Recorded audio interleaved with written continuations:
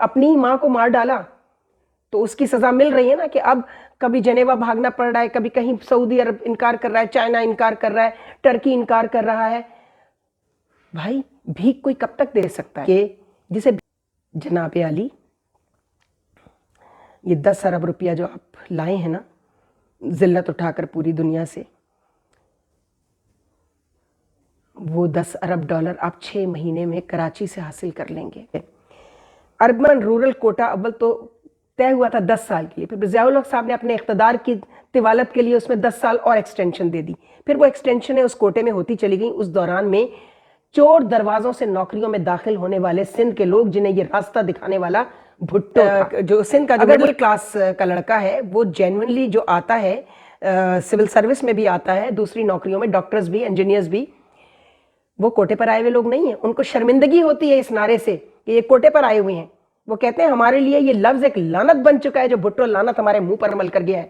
تو یہ جتنے جعلی ڈومیسائل بنے ہیں پچھلے 20-25 برسوں میں، بلکہ اس سے بھی پہلے سے، وہ سارے کینسل کیے جائیں اور ایک کمیٹی اور بورڈ بیٹھے اور یہ چیک کرے لسانیت کی، ہاں زبان کی بنیاد پہ چیک کرو کہ تم کون ہو، کہاں سے آئے ہو، 50 سال پہلے کہاں تھے، تمہارے والدین کہاں تھے، جہاں کے ہو وہیں کا ڈومیسائل بنے گا، کراچی کا نہیں بنے گا۔ بچی ایک خبیث آدمی لا کر آپ نے احمد شاہ بٹھا دیا، جو اس بات پہ خوش ہے کہ میں نے ان کا کام، اور وہ دھڑلے سے کہتا ہے میں نے کراچی کے لڑکوں کو ہیروئن پہ لگوا دیا، میں نے ان کو دوسرے کاموں پہ لگوا دیا، اور میرا یہ برسوں پرانا خواب تھا۔ تو بچوں تمہارا خواب تو ایسا ٹوٹے گا کہ تم یاد کرو گے احمد شاہ، اور تمہارے ساتھ ایوب۔ معاشرہ، معیشت، میڈیا، مذہب اور ماں۔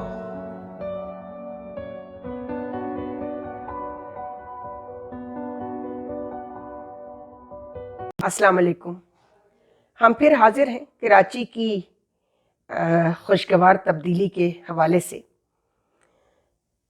روشنیوں کے اس شہر میں اگر رونقیں واپس لانی ہیں تو وہ لوگ جنہوں نے یہ سوچا تھا کہ ان کو توڑ پھوڑ کر کے اور کمزور کر دیا جائے، بے شک آپ اس میں کامیاب ہو گئے، چونکہ سارا قصور آپ کا نہیں تھا، قصور ان کا بھی تھا جو آپ کے ہاتھوں بکے، فروخت ہوئے۔ آپ بھی انہیں معاف کر دیجئے، وہ بھی آپ کو معاف کر دیں گے، اور سب سے بڑھ کر ہم آپ دونوں کو معاف کر دیں گے۔ ذرا کراچی کی حالت آ کر دیکھیں، یہ میرے پروڈیوسر صاحب ہیں، 19 برس کا یہ چھوٹا سا بچہ پڑھ بھی رہا ہے، نوکریاں بھی 2 کر رہا ہے، اور اپنے چھوٹے بھائی بہنوں کا یہ اور ان کے بھائی وارث ہیں، والی ہیں۔ تو ایسے کتنے یتیموں کے والی و وارث جوان بچے جن کی کھیلنے کھانے کی عمر ہے، وہ کتنی محنت کر رہے ہیں، کتنا کام کر رہے ہیں۔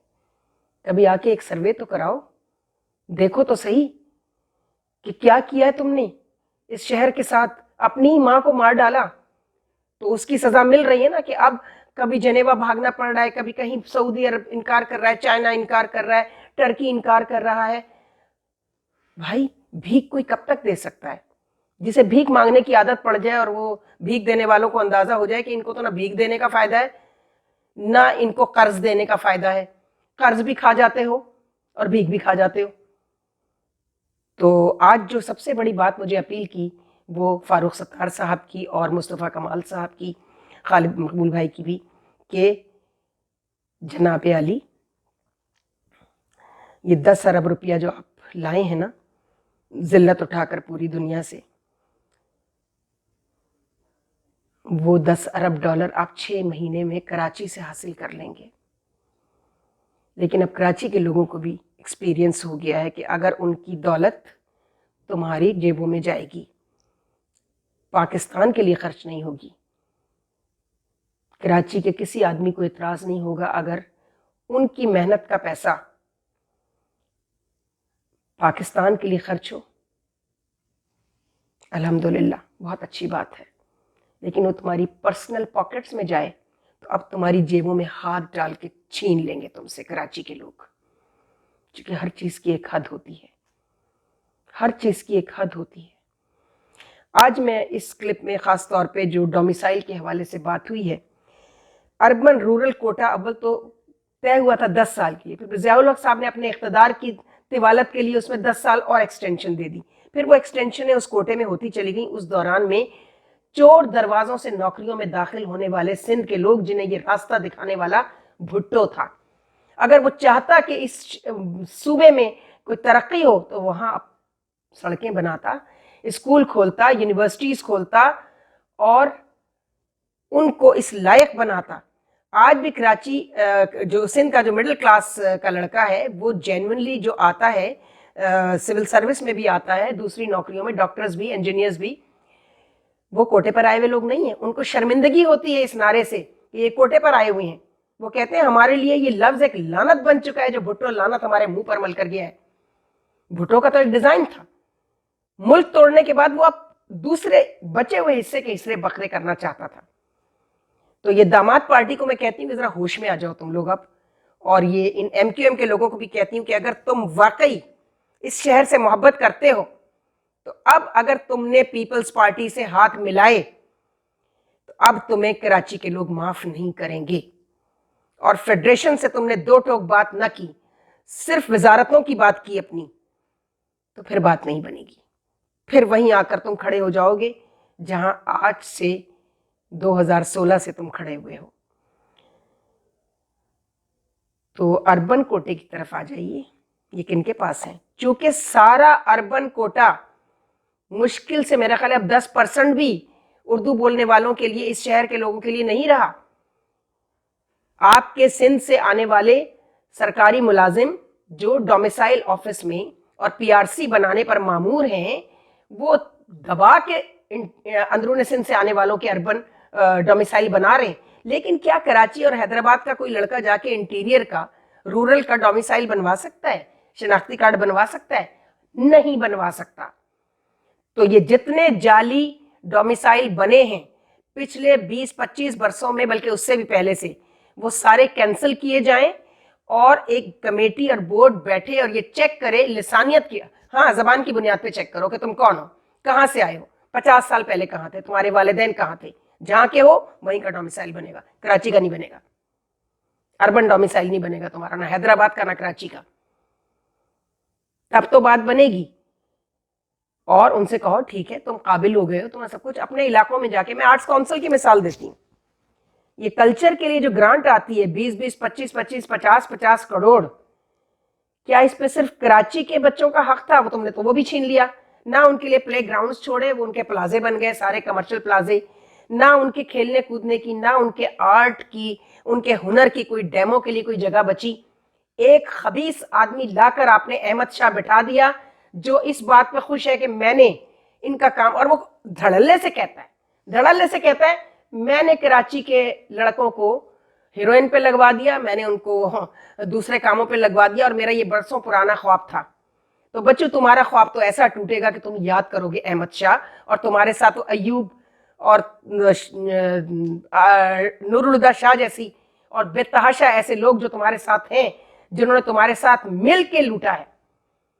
वो ग्रांट कराची के लोगों की सिर्फ नहीं है, कल्चर की, वो हैदराबाद, सक्खर, लड़काना, जो बड़े शहर हैं वहां के आर्ट्स काउंसिल वीरान पड़े हुए, धूल उड़ती है, जानवर बंधे हुए वहां पर, जैसे स्कूलों में जानवर बंधे हुए। वहां के बच्चों में जो हुनर है, जो टैलेंट है सिंध के लोगों में, उनको ये बताने के लिए कि हमारे पास भी कोई हुनर है, मुसव्विर है, कोई गाना गाता है बहुत अच्छा, कोई बहुत अच्छा पेंटर है, कराची का आर्ट्स काउंसिल उसके लिए, उसको भी मेरिट पे नहीं मिलता। वहां भी जो ये डिसाइड करते हैं ना, जो मैनेजमेंट है आर्ट्स काउंसिल की, और वो मुराद अली शाह से पूछ के, चीफ मिनिस्टर सिंध से पूछ कर करते हैं। कराची के मिनिस्टरों की सिफारिशों पर आए हुए लोगों को देखते हैं, और जिसकी सिफारिश मजबूत होती है फिर उसको कराची में आर्ट्स काउंसिल में डेमो देना होता है। ये जो काम अहमद शाह कर रहा है वो इतना खतरनाक काम है कि अगर आपने अभी भी इस पर हाथ ना डाला, सिर्फ उसके वो केसेस देख लीजिए जो नैब में पड़े हुए हैं, वो नैब से केसेस निकलवाएं तो आप देखिए उसने आप लोगों को कितना बड़ा चूना लगाया है। और चूना ही ना कि उसको तो फिर भी कुछ नहीं मिला। अगर 50 करोड़ की ग्रांट आती है तो मुश्किल से 2, 2.5, 3 करोड़ रुपया इसके हिस्से में आता है। 1 करोड़ कहते हैं आर्ट्स काउंसिल पे लगा दो यार, कुछ नजर तो आए ना, कुछ बना हुआ है। और वो अपने नाम से बिल्डिंग बना के खड़ा कर देता है। जो कराची के लेजेंड्स हैं उनके नाम पे क्या है? صرف ایک منور سعید کو خوش کر کے، سید محمد تقی کو خوش کر کے آپ پورے کراچی کو خوش نہیں کر سکتے. کیا آپ نے پروین شاکر یا طلعت حسین یا آپ نے بجیا، جو کراچی کے رائٹرز تھے، جو کراچی کے ڈرامہ نگار تھے، جو کراچی کے سنگرز تھے، لیجنڈز ہیں جو، کیا ان کے نام پہ کوئی گوشہ جو ہے منسوب کیا ان کے نام سے آرٹس کونسل میں؟ اپنے نام سے تم بلڈنگ بنا کر بیٹھ گئے. تو یہ انشاءاللہ نام اس کا رہتا ہے جس کا اللہ چاہتا ہے کہ نام رہے. تو تم نے اپنی شیطانیت کر لی، تو اب تمہیں بھی ٹھیک کیا جائے گا. چونکہ کراچی کے بچوں کو ایک ایسی جگہ چاہیے جہاں ان کا کتھارسس ہو، ان کے ہنر کا ڈیمونسٹریشن ہو. تبھی تو ان کے ہاتھوں سے جو ہے ان کا قلم، ان کا برش، ان کی ہر چیز چھین لی گئی اور وہ دہشت گردی پر لگا دیے گئے. تو یاد رکھنا تو یہ سارے ڈومیسائل میں آپ سے کہتی ہوں، خالد مقبول بھائی آپ سے، فاروق ستار صاحب آپ سے، مصطفیٰ کمال صاحب آپ سے، عامر خان آج نظر آئے، بڑی خوشگوار تبدیلی تھی ان سے، کہ آپ سب لوگ خدا کے لیے اس آرٹس کونسل کو بھی خالی کروائیے اس سے، اور یہ گرانٹ آپ بانٹیں گے سندھ کو، آپ بانٹ کر آئیے یہ گرانٹ سندھ کو، اور ان کے آرٹس کونسل کو ریوائیو کیجئے جو کھنڈرات بنے ہوئے ہیں. یہ کراچی سے جو کراچی کے ساتھ جو کچھ یہ احمد شاہ جیسے لوگ کر رہے ہیں، کیونکہ انہوں نے احمد شاہ کا کندھا استعمال کیا نا، سندھ گورنمنٹ نے اس کو سامنے رکھا. اس طرح کے اور بہت ساری چیزیں. میں نے جب سول سروس جوائن کی تھی تو 29 سیکٹریز ہوتے تھے، پروونشل سیکٹریز، جس میں سے صرف ایک سندھی بولنے والے تھے، لیکن بہترین افسر تھے، عبداللہ جے میمن، جو غالباً ہوم سیکٹری کے بعد ریٹائر ہو گئے تھے. ایماندار آدمی، انتہائی آنیسٹ، ڈیڈیکیٹڈ ورکر، اور ایسے بتحاشا لوگ ہیں جو اپنے میرٹ پر سندھ سے آئے، لیکن تمہارے اس کوٹے اور اس بدتمیزی نے ان کو بھی لانتی بنا دیا بیچاروں کو. تو ذرا خیال کرو، وہ وقت اب بہت قریب آ رہا ہے. میں داماد پارٹی سے مخاطب ہوں کہ تم اپنی یہ 2 نمبر عورتوں اور اپنے 10 نمبر مردوں کو لے کے یا تو یہاں سے غارت ہو جاؤ کہیں، اور اگر نہیں ہوتے تو پھر ٹھیک ہو جاؤ، توبہ کرو. اتنا کمایا ہے، اتنا کمایا تم نے، ایک چپاتی اور ایک بھنڈی کی پلیٹ سے زیادہ تم کھا نہیں سکتے. کتنا کھاؤ گے، کتنا کھاؤ گے؟